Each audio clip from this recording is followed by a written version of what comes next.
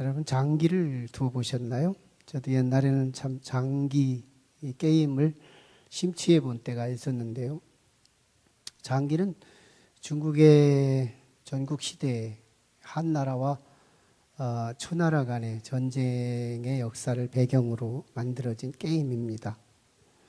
어쩌면 구조는 왕을 중심으로 수직적 직위들, 즉 차, 포, 마, 상, 졸 이런 구조로 되어 있죠.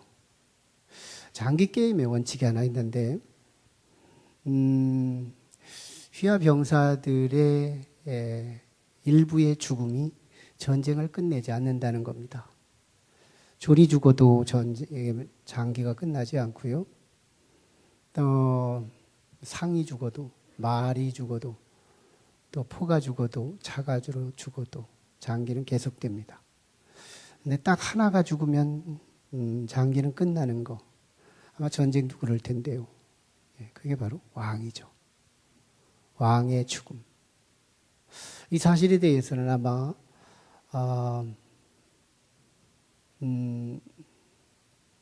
사실은 하나님도 알고 마귀도 알아요. 한나라도 알고 있고 왕이 죽으면 끝난다는 거 한나라도 알고 있고 초나라도 알고 있어요. 하나님도 알고 마귀도 알고 있어요. 유다 나라의 히스기야 왕도 알고 있고 사네립 왕도 알고 있습니다. 왕이 죽으면 끝난다. 그런 의미에서 오늘 본문은 산헤립이 지난 18장에서 나누었던 관심과 오늘 19장에서 관심을 두고 있는 관심의 포커스는 달라지고 있다는 거예요. 18장과 19장의 차이점, 이것이 오늘 본문의 초점이 될 것입니다. 지난 시간에 우리는 히스기야 왕이 아수르 왕 산헤립이 보낸 랍사게의 그 험악한 휠책들, 그리고 백성들 위에 서서 히브리어로 백성들의 신앙을 회유하고 히스기야 왕과 백성 사이의 리더십을 회파시키고 파렴치한 그 언어들을 통해서 전초전을 하게 되는 것을 봤어요. 히스기야 왕은 1차전 때에 적어도 자기가 항복을 하고 그리고 인간적인 방어태세로 그 항복전으로 금 30달란트, 은 300달란트를 왕궁과 성전의 기둥의 것들까지 탁탁 긁어다가 산헤립에다가 충성을 보였더니 다시는 안 쳐들어올 줄 알았더니 산헤립은 마음이 변해서 또다시 2차 침공을 해왔는데 이때 히스기야 왕이 인간은 믿을 게 못 뛰는구나 이걸 깨닫고 2차 침공에 랍사게의 그 어마어마한 참담한 소리를 들으면서 하나님께로 돌아가야 되겠구나 하고 그가 자신의 입고 있던 옷을 찢어버리고 하나님의 회개의 약속의 옷인 베옷을 들쳐입고 하나님의 성전에 들어가서 회개하며 그리고 신하들을 선지자에게 파송하여 이사야 선지자에게 해산할 악의는 있지만 해산할 능력이 없으니 우리 민족을 구원해달라고 이사야 선지자에게 구원을 요청합니다.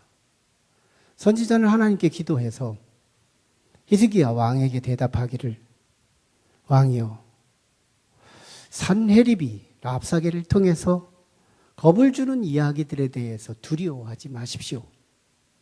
내가 한 영을 보내서 그 산헤립이 본국으로 돌아가게 하고 본국으로 돌아간 산헤립이 자기 신전에 들어가 제사할 때 사랑하고 믿고 있었던 아들들이 자신들의 칼로 아버지를 쳐 죽이는 일이 벌어질 거다. 그때가 BC 605년 제국이 바뀌는 시기였어요. 유브라데스 강 밑에 바벨론이라고 하는 조그마한 나라가 있었는데 이 나라가 신흥 제국이었던 아수르에게 조공을 바치고 바로 옆에서 눈치 보며 살고 있다가 강력한 산헤립이 죽게 되면서 신흥 바벨론 제국으로 태동하는 시대의 격변기를 이루게 되면서 히스기야 왕은 승리하게 되는데요. 선지자를 통해서 그렇게 승리하겠다는 약속을 들었는데도 남쪽 유다 나라의 히스기야 나라는 산헤립이 꿈쩍도 변화가 없는 거예요. 그리고 오히려 더 복잡한 일이 벌어진 겁니다. 이제 라기스라고 하는 유대 땅 한 팔레스타인 지역의 한 중부 지역에 사해바다 서편 쪽으로 지중해와 중간지대에 라기스라고 하는 그 땅을, 그 평야지대를 중심으로 아수르 왕이 병사들의 전진기지로 삼고 유대 땅을 토벌하고 있었는데 거기에서 남부 지역을 어느 정도 토벌했다 싶어가지고 이제 림나라고 하는 북쪽 지역으로 조금 이동을 해서 전진기지를 이동하고 거기서 유대 땅을 토벌하고 있는 상황에서 산헤립이 이상한 소문 하나를 듣습니다. 그때 당시 강대한 나라의 세력이 있었는데 북쪽에는 아수르의 제국이 있는가 하면 최고 남쪽에는 에집트 제국, 애굽 제국이 있었어요. 그 나라의 구스 출신의 왕이 있었는데 이 구스 출신의 왕, 이게 이 디르하가가 이 북침을 해서 아수르를 대적하고 히스기야 왕을 돕기 위해서 에집트 강대한 군사를 일으켰다 하는 소리를 들어요. 이 소리를 들은 아수르 왕 산헤립이 갑자기 마음이 급해집니다. 급해지면서 여기서 이 강대국과 싸우려면 적어도 이 히스기야 왕과 함께 이 유다 군사들과의 이 소모전을 최소화시켜야 저 강대한 나라와 다음 전쟁에서 이길 수 있다 계산이 되니까. 그래서 빨리 이번에는 백성들을 회유하던 방식에서 지도자인 히스기야 왕을 공략하는 편지를 쓰게 됩니다. 편지의 내용은 히스기야 왕이요, 하나님께서 아수르 왕에게 예루살렘을 맡기지 않겠다는 말을, 그 말에 속지 마십시오. 지금까지 열국들이 아수르에 의해서 지배를 당했는데 그 나라마다 각국의 신이 있었고 지역신이 있는데 그 신들이 이 아수르 왕의 그 칼을 막지 못했지 않았습니까? 그러니 여호와 하나님이라고 이 아수르 왕의 칼을 막을 수 있겠습니까? 괜히 헛심 빼지 말고 이참에 빨리 항복하십시오 라는 항복 문서를 보내게 된 거지요. 그때 이 히스기야 왕은 두 가지를 얻습니다. 하나는 하나님의 말에 속지 말라, 믿음을 회파시키는 멘트가 들어있었고, 리더십의 사기를 꺾는 멘트가 그 편지 안에 듭니다. 그때 히스기야 왕이 내가 1차전 때 인간적인 수단을 써서 금도 바치고 은도 바쳤더니 2차전으로 다시 쫓아와서 나머지 금을 또 달라고 하니 사람은 믿을 것이 못 되니 내가 본래 가지고 있었던 다윗의 길로 가던 그 신앙을 다시 회복해야 되겠다 하고 베옷을 입고 회개 운동을 했던 거죠. 자, 이때 산헤립이 이 히스기야 왕의 개인적으로 그 신앙을 회파시키고 그 리더십을 사기를 꺾기 위해 보낸 이 편지 내용은 산헤립에게 두 가지 이유 때문이었어요. 하나는 이 시간에 지금 구스 왕 디르하가가 에집트 왕인데 이 왕이 군사를 이끌고 오기 전에 빨리 이 전쟁을 평화적으로 끝내서 히스기야 왕의 부대를 합류해서 연합전선을 가지고 구스왕과 대적을 하면 이긴다고 생각을 했기 때문이며, 또 하나는 이제 자신의 끝이 얼마 남지 않았다는 것을 영적으로 직감하고 있었기 때문에 시간이 급했던 거예요. 어둠의 권세들은 자신의 미래를 점칩니다. 미래를 알아요. 내가 언제 무저갱에 들어갈 건지, 내가 언제 종말의 때에 어디로 갈 것인지를 그들은 직감하고 있어요. IQ가 2000이래요. 그래서 사람의 실력 가지고는 사단을 이길 능력이 없는 거예요. 사내립은 자기의 운명을 알고 있었어요. 시간이 얼마 남지 않았다. 속전속결이 필요하다. 예. 그때 히스기야 왕이 이 편지를 가지고 성전에 들어가서 하나님 앞에 아마 거꾸로 보이면서, 하나님, 귀가 있으면 들어보시죠. 눈이 있으면 읽어보시죠. 이 참남한 이 편지를 하나님이 직접 읽어보시고 판단하셔서 이 나라의 이 풍전등화 앞에서 이 나라를 구원해 주셔서 하나님만이 천하만국의 유일하신 하나님인 것을 증명해 주십시오. 이런 기도를 드린 거예요. 이게 오늘 말씀입니다.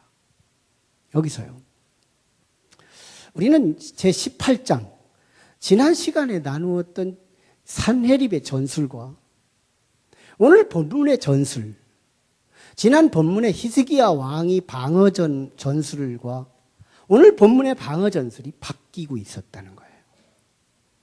야, 이 부분이 참 귀한 거예요. 이게 하나님께서 우리에게 말하고 싶은 내용이 들어있는 거예요. 가장 먼저 두 가지의 변화인데요. 하나는 산헤립의 전술이 바뀌고 있다는 거예요. 산헤립의 전술이 바뀐다. 산헤립은 1차전 때 그 회유하고 그 백성들의 사기를 떨어뜨리고 지도력을 끊어내기 위해서 상대를 누구를 잡았냐면 온 유대 백성들을 다 잡은 거예요. 높은 산지에 올라가서 백성들을 향하여 히브리어로, 그 백성들이 알아듣는 그의 지방 언어로 그들을 리더십을 떨어뜨리게 하고 히스기야 왕과 백성과의 관계를 무너뜨리게 하고 그들이 각각 가지고 있는 신앙, 여호와 하나님의 신앙을 무너뜨리고 그러면서 공략을 했는데요.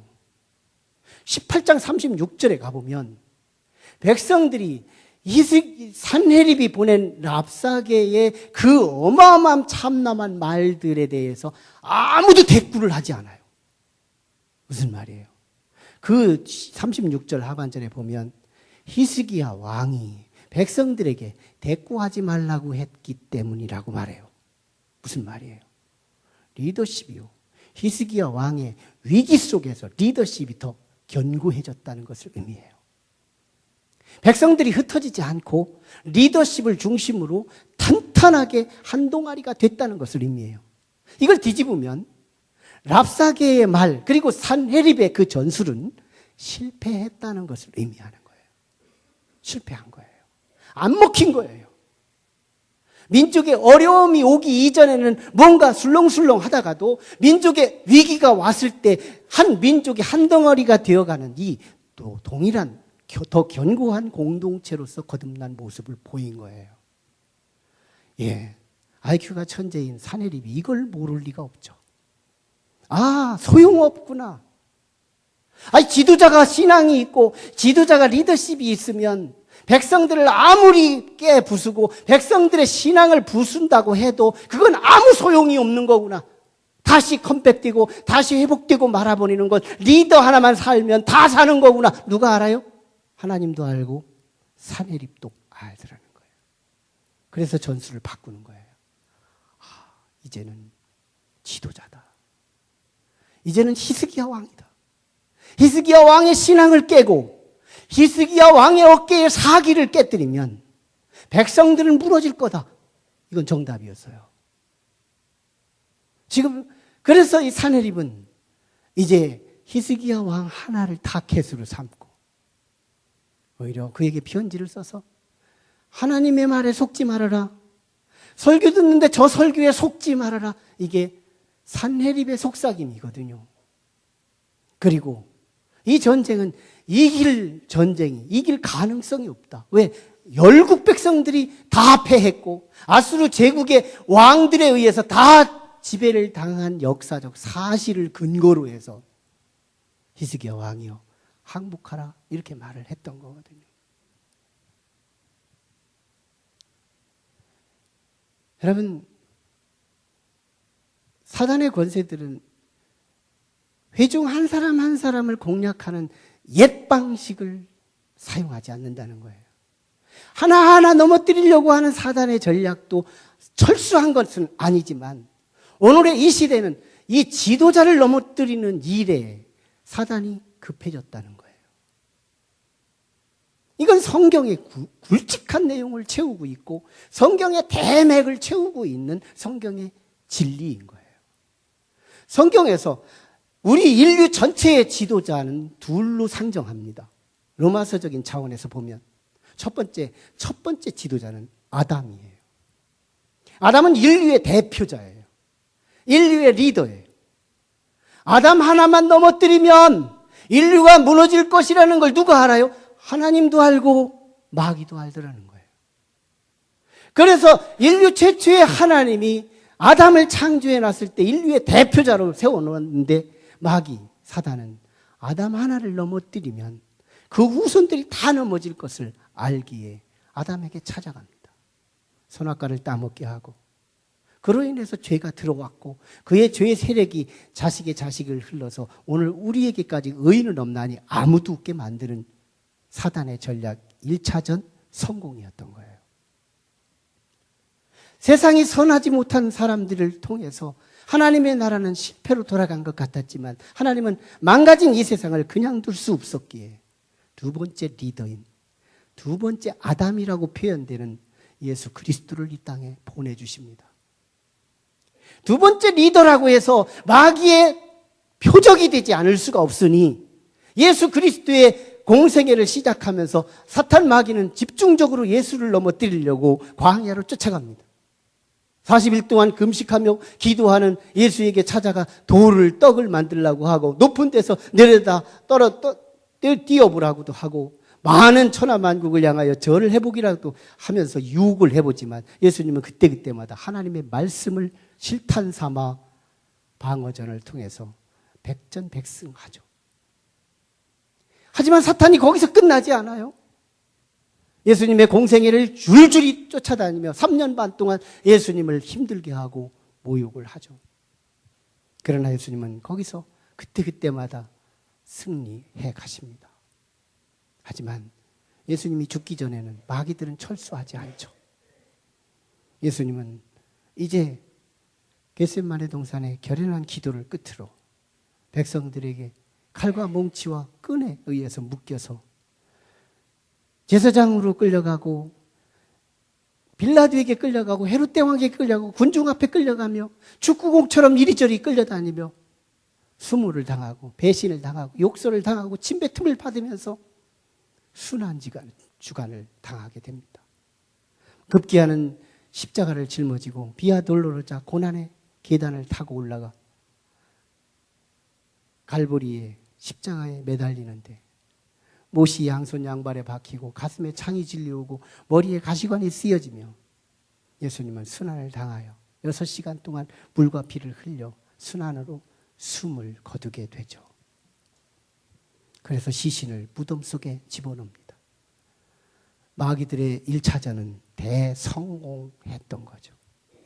히스기야 왕을 향하여 산헤립의 1차전이 대성공을 했던 것처럼 하지만 하나님은 이때부터 시작하십니다. 돌아가신 예수 그리스도를 일으키셔서 다시 부활하게 하심으로 여러분, 내가 죽였는데 또 사는 거예요. 죽였는데 살아요. 우리가 좀비 영화가 무서운 이유는 죽였는데 또 살아오는 거예요. 아이고, 죽이면 끝나야 되는데 죽였는데 또 사는 거. 이게 부활인 거예요. 우리 기독교는 이 무기가 있어요. 불교가 따라올 수 없고 유교가 따라올 수 없고 무교가 따라올 수 없고 힌두교가 따라올 수 없고 이슬람교가 따라올 수 없는 것은 우리에게 부활이 있다는 거예요. 죽였는데 또 살아요. 2차전에 예수 그리스도는 그 승리를 이루게 하심으로 여러분 대승을 이룬 그 승자의 길을 우리가 가고 있다는 사실입니다. 사탄은요, 일개 병사들에 넘어지는 건 짜투리 전략이지만 지도자를 넘어뜨리는 건 이 시대의 트렌드처럼, 옛날에는요 성자 목사님들이 많았어요. 참으로 훌륭한 정치적 리더들도 있었어요. 민족적 스승들도 있었어요. 함석헌 선생, 유영모 선생 같은, 민족의 기라성 같은, 안창호 선생 같은 이런 위대한 인재들이 많았어요. 그런데요, 오늘의 시대는 리더들이 여기저기서, 정치계는 정치계대로, 종교계는 종교계대로, 경제계는 경제계대로 여기저기서 꽈당 하고 넘어지는 이 시대, 저는요 산헤립의 그 마음에 급해졌다는 시대라고 봐요. 오늘날 이 시대에 지도자를 넘어뜨려야 그 휘하에 한 사람 한 사람을 다 넘긴다는 사단에 벌써 판독한 거예요.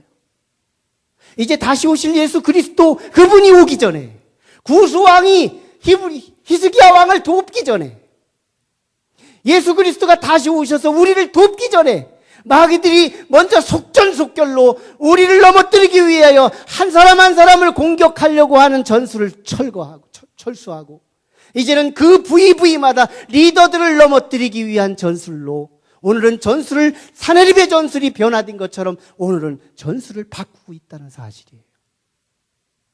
참으로 두려운 일이에요.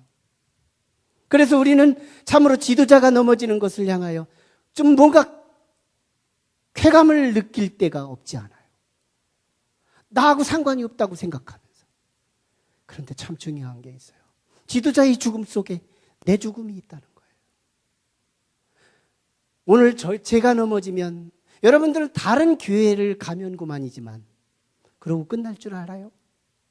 제가 여기서 영적으로 넘어지고 또 제가 여기서 뭔가 꽈당하면서 넘어지는 순간 여러분들은 어딘가 모르게 큰 치명적인 상처를 가지고 다른 교회를 갔다고 하더라도 그 지도자를, 저를 보는 눈 가지고 볼 겁니다. 장애우가 되는 거예요. 안 고쳐지는 거예요. 여러분이 치명적인 폭탄을 맞은 거예요. 여기서 지도자와의 관계의 신뢰성이 회복되면 다른 교회로 어떤 상황이 돼서 옮기더라도 그 지도자에 대한 신뢰와 순수성으로 신앙생활을 할 수 있는 가능성이 높지, 여기서 지도자에 대한 실패감이 있다면 어느 곳에 가더라도 다 그 지도자가 그 지도자처럼 보이면서 신뢰가 깨져서 신앙생활에 성공하기가 어려워진다는 거예요. 무슨 말이에요? 다 죽는다는 걸 말하는 거예요. 지도자의 죽음은 나의 죽음이라.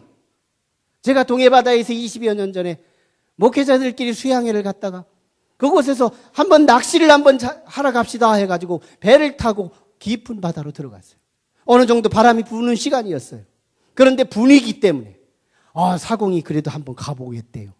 깊은 바다로 배를 타고서 바다 낚시를 하러 들어갔는데요. 산들산들 불던 그 바람이 갑작스럽게 대풍이 되는데요. 저는 집채만한 파도라는 소리만 들었지 진짜 집채만한 파도를 그때 처음 봐요.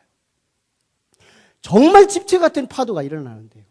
우리는 조각배 같은 배를 타고 이 배가 이 능선을 이렇게 반대로 십자가를 그리면서 타면 이렇게 들어갔다 나왔다 하면 되는데요. 이게 세로로 서 있는 거예요. 그때요, 저와 같이 탔던 우리 목사님들이요, 한결같이 파도를 쳐다보는 것도 아니고요, 돛을 쳐다보는 것도 아니고요, 오직 하나의 시선을 모아지는데 사공의 얼굴을 보고 있었어요. 그때 그 얼굴은요 시퍼렇게 질렸는데요, 동시에 우리 타고 있었던 목사님들은 새하얗게 바뀌는 거예요. 이야, 이때 공동운명이라는 걸 실감할 수 있었어요. 사공의 실패는 내 실패요, 사공의 죽음은 내 죽음이니, 사공이 살면 내가 사는 거지만 사공이 이 파도를 이기면 우리가 이기는 것이 되더라고요. 지도자와 회중은 같은 운명을 갖고 있다는 거예요.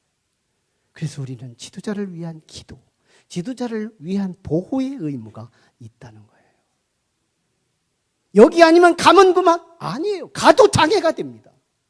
그 상처를 누가 치유해요? 그래서 우리는 여기서 보호를 받아야 되는 거예요. 그리고 충분히 어느 정도 성장하다가 하나님께서 이모작을 하셔서 움직여서 그곳에서 또 신앙생활을 건강하게 할 수 있게 되는 거거든요. 아니에요. 오늘 우리는 지도자가 사단의 전략이 바빠진 거예요. 구수왕이 오기 전에, 두 번째 오실 예수 그리스도가 오기 전에 속전속결로 지도자를 넘어뜨리고자 공략을 바꿨다는 사실이에요. 이 시대의 트렌드를 아시나요? 지도자를 위한 기도를 한 번이라도 알고 있나요? 지도자를 보호하는 것은 내 생명을 보호하는 것이다. 예수 그리스도가 우리의 영원한 지도자라면 그분이 나의 길이요, 진리요, 생명이라고 하신 말씀의 의도를 알겠는 거예요. 그리스도가 죽으면 그게 곧 나의 죽음이니까요. 놀랍죠. 18장에서의 사내립의 전술이 바뀌었지만 18장에서의 히스기야 왕의 방어 전술도 바뀌었다는 사실이에요. 히스기야 왕의 1차전 방어전은 인간적이었어요. 벌금 물면 되지, 항복하면 되지, 히스기야 왕의 비유만 맞추면 되지 하면서 인간적으로 다 뜯어다가 항복해서 바쳤더니 다시는 안 쳐들어올 줄 알았더니요, 2차전으로 또 쳐들어오네요. 또 더 힘들게 하네요. 더 벌금 내라네요. 더 다시 항복하라네요. 자기 휘하병서로 들어오라네요. 야, 그래서 2차전에는요, 히스기야 왕은 회개 일색이었어요. 자신의 옷을 찢어버리고 베옷을 걷어입고, 그리고 선지자에게 파송하고 선지자의 도움을 요청하고 선지자가 기도하고 하나님의 음성을 듣고 그러면서 문제를 타개합니다.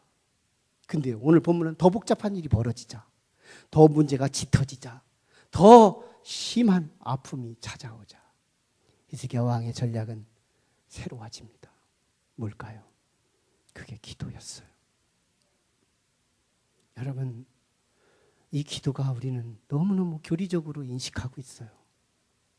종교인이기 때문에 기도해야 한다.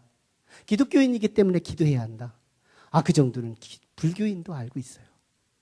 아, 그 정도는 유교인도 알고 있고요. 힌두교인들도 알고 있고, 이슬람교인들도 알고 있고요. 무교인들도 알고 있어요. 기도 정도 한다는 건 그 정도의 지식 가지고 우리는 기도를 인식하고 있는 거예요. 아니에요. 기도가 뭔지를 안다면 우리는 기도를 내팽개치고 살아갈 수 없다는 거예요. 기도가 뭔지를 알 수 있다면 우리 기독교는 정말 종이떼기나 나무떼기나 돌 조각을 믿는 신이 아니에요.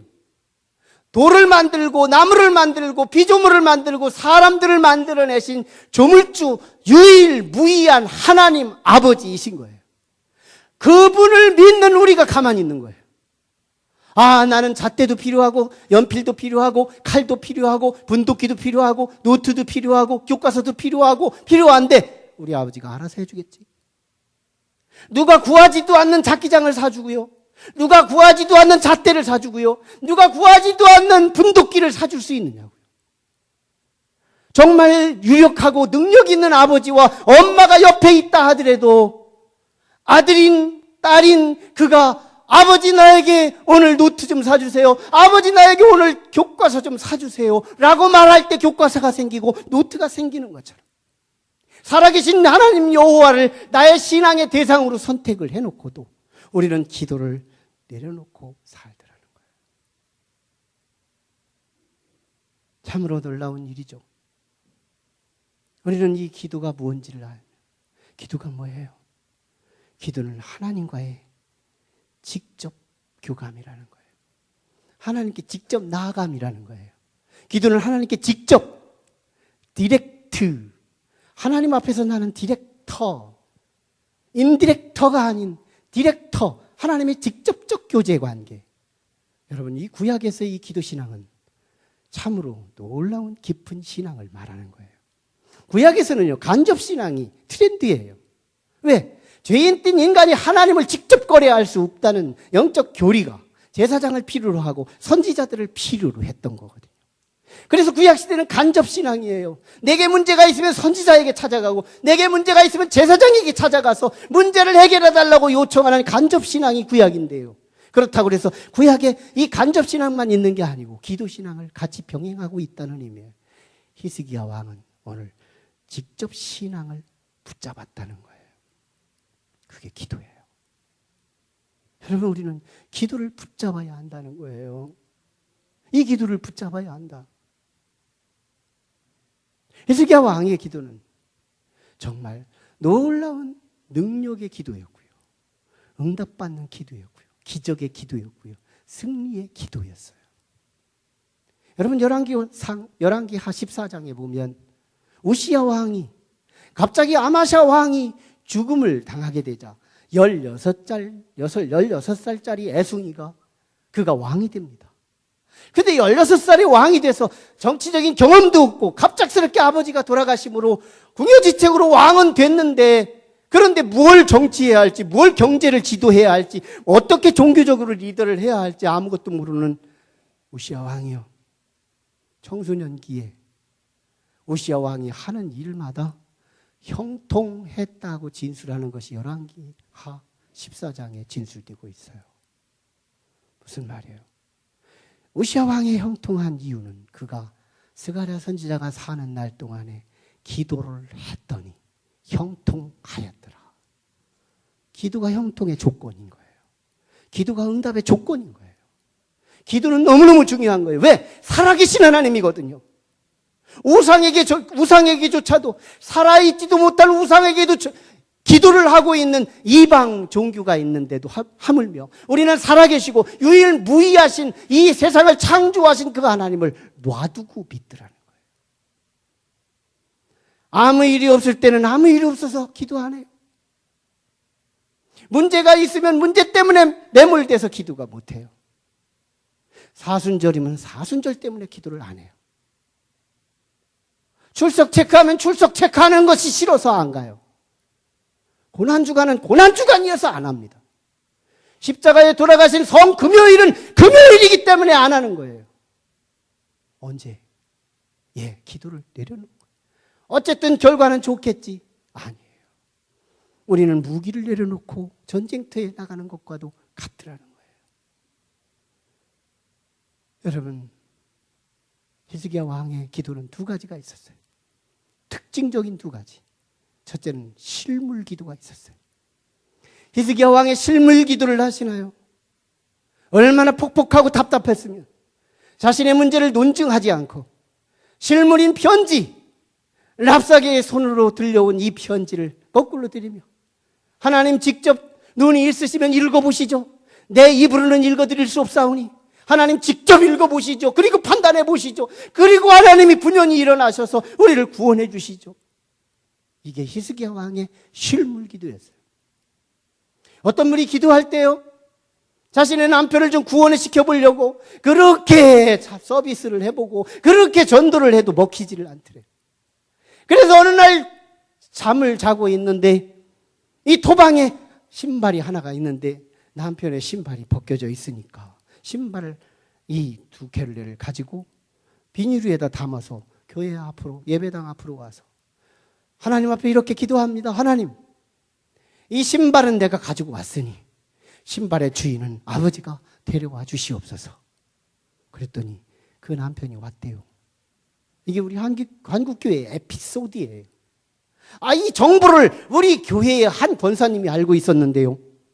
이 권사님이 이 실물 기도를 시작합니다. 자신의 집에 있는 사진을, 대문짝만한 사진 하나를 가지고, 남편 사진을 가지고 새벽마다 와서 하나님 직접 보시라고 뒤로 거꾸로 해가지고, 내가 보면 바르게 보이고, 본인으로 보이면 거꾸로 해가지고, 이래가지고 하나님, 나는 실물을 데려올 능력은 없사오니 실물을 찍은 종이떼기는 데려왔사오니 실물은 하나님이 옮겨줘 주시죠. 몇 개월이었어요. 3, 4개월쯤 지났어요. 저는 참 우리 한국교회에 그런 에피소드도 있지만 저걸 가지고 실제로 용기 있게 도입하고 있는 우리 성도님의 용기도 대단하다. 얼마나 오래 갈까? 그리고 하나님은 능력이 있을까? 목회자인 나도 의심하고 있었습니다. 그런데 어느 날, 주일날, 나도 교회를 가도 되느냐고 묻더래요. 대환영이죠. 기도하던 거였는데요. 그분은 기도하는지도 몰랐어요. 그런데 그분이 그때부터 교회를 나와서 지금까지 여기 앉아 계시다요. 여기 앉아 계세요. 그리고 매주마다 안내 유언을 하고요. 우리 교회 집사님이 되시고요. 인격자여서 한번 책임을 지면 끝까지 가는 그 인격의 변함이 없는 모습을 보여주고 있어요. 여러분, 난 그게 인간적인 잔소리 가지고 구원시킨 게 아니고 하나님 앞에 실물기도, 얼마나 다급했으면, 얼마나 절박했으면 실물기도를 할 수 있었겠냐. 히스기야 왕의 실물기도의 능력, 얼마나, 여기에 순수성도 있잖아요. 우리도 그런 기도가 필요하잖아요. 용기 아니에요. 절박함이잖아요. 순수성이잖아요. 이런 기도를 안 들어주시면 하나님이 어떤 기도를 들어주시겠어요?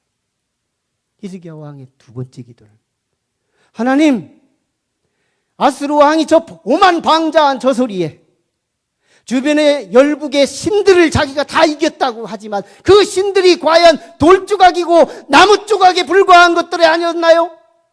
그러니 하나님 여호와여, 이번 참에 저 아수르를 콧대를 꺾어서 천하만국에 오직 여호와 하나님만, 오직 하나님 한 분밖에 없음을 보여주시죠.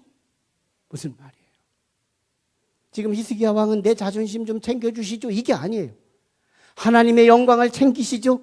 하나님을 위한 기도를 드리시죠. 이 기도를 드리는 이 패러다임을 보시죠. 자기 기도가 필요한 이 시점에 하나님을 채워드리겠다는 기도, 이 기도에 가장 적합한, 가장 감동스러운, 역사적으로 가장 기념할 만한 기도가 있었으니 성 목요일 날 예수 그리스도께서 겟세마네 동산에서 기도한 그 기도의 절정입니다. 하나님 아버지, 내 뜻대로 마옵시고 아버지 뜻대로 하옵소서, 아버지의 뜻대로 하옵소서. 이 기도 말이에요. 예수님이야말로 자기를 위해서 기도해야 할 것이 수천 즐비하게 놓여 있는데 말이죠. 나를 위해서 하지 않겠고 이제는 아버지를 위해서 내가 내 몸을 맡기며, 그 아버지의 뜻이 십자가의 죽음이거든요. 처절한 아픔이거든요. 배신감이거든요. 고통이거든요. 전인적 버림이거든요. 그런데도 불구하고요, 하나님을 위해서 내가 체험이 되어드리겠다는 기도, 이 기도에 능력이 있었다는 거예요. 이 기도가 죽어도 사는 역사가 일어났다는 거예요. 이 기도가 최후의 승리를 이루게 했다는 거예요. 여러분, 세계의 우리 국제 구호 운동가이면서도 여류 작가였던 한비아라고 하는 여성을 여러분은 잘 알 거예요. 한비아라는 여성이 자신의 기도문을 통해서 이 기도에 놀라운 위력을 설명합니다. 기도에 담아요. 나의 하나님은 반드시 나를 좋게 하실 것이라는 믿음으로 기도로 나가요. 근데 나의 하나님은, 내가 기도하는 이유는 다른 사람이 하기 때문에 하는 차원이 아니에요. 내가 기도하는 이 기도는 분명히 하나님은 나에게 잘 되게 하실 것을 믿고 구하는 기도. 이게 대장장이의 앞에 선 철제의 기도입니다. 이 고철덩어리가 어느 한 날 대장장이에게 붙들린 이후에 해머에 의해 망치질을 당할 때 얼마나 아프던지요. 어째서 대장장이는 나를 미워서 때리나? 어째서 나를 이렇게 때리고 있나? 이리 때리고 저리 때리며 정말 너무너무 잔인하게 나를 때려치는데, 대장장이요, 그만 때려주세요. 아무리 소리쳐도 대장장이는 여전히 두드려 패는 거예요. 그리고 불뭇불에 적당히 집어넣었다가 다시 꺼내고, 불뭇불에 넣었다가 다시 꺼내고, 또 망치로 두드려 패는데, 이 모진 고난 앞에 나를 어떻게 하려고 나중에 지나고 보니 가장 아름답고 멋지고 무시무시한 검이 탄생이 되더라는 거예요. 대장장이에게 붙들린 고철덩어리는 이런 멋진 칼이 되기 위해서 풀무불의 어려움도 해모의 아픔도 견딜 수 있었다는 거예요. 오늘 우리는 하나님이 나를 향하여 끝내 좋게 하실 분, 이 신학을 갖고 기도해야 한다는 거예요. 한비아의 기도의 두 번째 비유, 그 속에 담겨져 있는 그 기도. 하나님께서 나를 천길 만길 낭떠러지를 앞에 두고 100m 전방에서 나를 밀어 세우는데, 도대체 왜 하나님은 나를 미는 거야? 왜 저 천길만길 낭떠러지가 100m 앞에 있는데, 하지만 아련히 이 하나님이 나를 밀어내다가 말고 어느 정도 10m 앞에 가서는 멈출 거야. 연단한 후에는 그 시련을 끝낼 거야. 이런 위안을 받으면서 여전히 하나님 앞에 구하고 있었어요. 그런데 막상 천길만길의 낭떠러지가 10m 앞에 도착했을 때도 하나님은 내 뒤에서 다시 밀어내기 시작합니다. 하나님은 왜 나를 자꾸 밀어내는 거야? 10m 앞에 가면 천길만길 낭떠러지에 떨어지면 나는 완전히 박살나는데 왜 하나님은 나를 이렇게 밀어내는 거야? 그러면서도 마음속에 나도 모르는 사이에 1m 앞에 가서는 급기야 나를 붙잡고 구원해 주실 거겠지 하고 그는 아련히 하나님에 대한 믿음을 놓지 않습니다. 그런데 정작 1m 앞에 도착했을 그때에도 이 하나님은 거기서도 나를 밀어내는 파워를 줄이지 않고 속도를 줄이지 않으며 계속해서 밀어내더라는 거예요. 그래서 낭떠러지에 바듯이 땅 끝에 붙어서 흔들거리고 있을 그때에 하나님은 그제서야라도 나를 붙잡아 주실 것을 믿고 있었지만 웬걸 그 하나님을 거기서 나를 밀어버리더라는 거예요. 그 순간 나도 모르게 양쪽의 어깨에서 뭔가가 솟아나오기 시작하는데 그게 날개가 솟아나오더라는 거예요. 그때서야 비로소 나는 참으로 내 옆에 날개가 있다는 사실을 발견했다는 거예요. 그때서야 지금까지는 내 양쪽 어깨에 날개가 있는 줄을 깨닫지 못하고 있었는데 하나님만 나를 만드신 유일하신 그 하나님만 내 양 어깨에 날개를 붙여주신 것을 하나님은 알고 있었기에 천길 만길 100만 길 할 것 없이 아무리 벼랑 끝이 있어도 하나님이 나를 밀었던 이유를 그때서야 알게 되더라는 거예요. 오늘 우리가 누군지를 모르는 거예요. 우리는 닭인 줄 알아요. 아니에요. 오늘 우리는 하나님의 자녀예요. 오늘 우리는 병아리인 줄 알아요. 아니에요. 우리는 독수리예요. 오늘 우리는 하나님의 자녀예요. 그래서 우리는 기도의 날개를 펴면 된다는 거예요. 우리는 이 날개가 있다는 사실을 꿈에도 모르고 정말 하나님께서 그 기도를 쓸 거냐는 거예요. 정말 내게 날개가 있지만 이 날개를 써먹을 거냐는 거예요. 그래서 하나님은 우리에게 고난의 주간을 주시고 사순절을 주시며 예수님과 함께 작은 십자가를 지고 함께 예수님을 따라오기를 주님이 원하셨던 이유는 우리의 양 어깨에 기도의 날개를 펴라는 거예요. 기도의 날개를 펴라는 거. 하나님이 모질다고 하나님이 무정하시다고 원망만 하지 말고요. 그 하나님이 끝까지 벼랑 끝에 매달려 바들바들 떨고 있는 나를 마지막 밀어버리시는 하나님의 의도는 내 양어깨에 기도의 날개가 있다는 것을 하나님은 그때서야 우리에게 계시하시기 시작하시더라는 거예요. 오늘 우리는 마지막 한 주간도 또한 우리의 삶 속에서 너무 분주해서 교회까지는 못 올지라도 우리의 가정에서 직장에서 첫 출근해서 그 자리에 앉으면서 하나님 앞에 다소곳이 기도로 시작하고 저는 기도 속에 나의 아픔을 집어넣어야 한다고 믿어요. 내 삶의 아픔 그것까지 원망의 도구로 쓰지 말고 내 삶의 아픔이 있거든 그걸 기도의 컨텐츠로 삼아서 하나님 앞에 나를 괴롭히는 문제를 갖고 하나님을 다시 괴롭히며 하나님 나가 이것 때문에 아파요. 하나님의 영광을 위해서 이 문제를 해결해 주세요 하면서 우리의 비상의 날개를 필 수 있는 그런 용기 있는 그리스도인들이 되어지기를 주의 이름으로 축원합니다.